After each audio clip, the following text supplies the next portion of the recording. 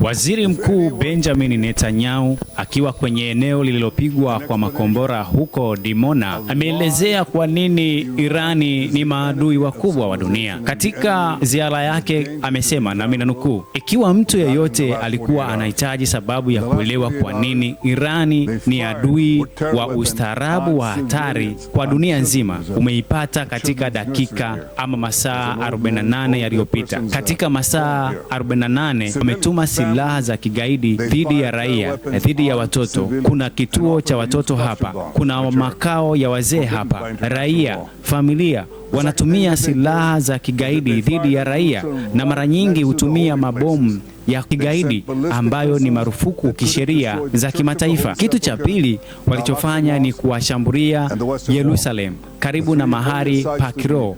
Wametuma makombora ya balistiki ambayo yamekuwa yameharibu kanisa la Hori Sepekua.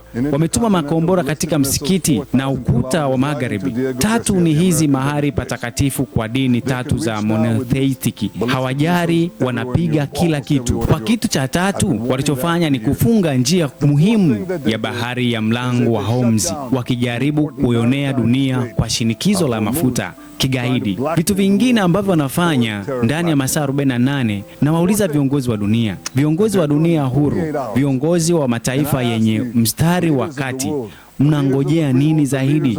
Mnataka nini kitokee katika dunia ya leo? Rais Donald Trump amesema kuwa kwa usahihi kabisa kwamba Israeli na Marekani wana ushirikiano mkubwa sana, lakini tunapaswa kuungana kutokomeza adui huyu ambaye anaenda kupiga dunia kwa sasa hivi. Mko wapi? Nauliza tena, na ni wakati gani ambapo mtafanya hatua kuhakikisha kwamba dunia inakuwa salama? Ninawaambia tena katika hili kwamba Irani ni adui mkubwa wa dunia ya sasa hivi. Amepiga katika nchi nyingi na anapoelekea atapiga katika nchi za Ulaya. Bado viongozi wa dunia mmekaa kimya na mnafumbia macho hili.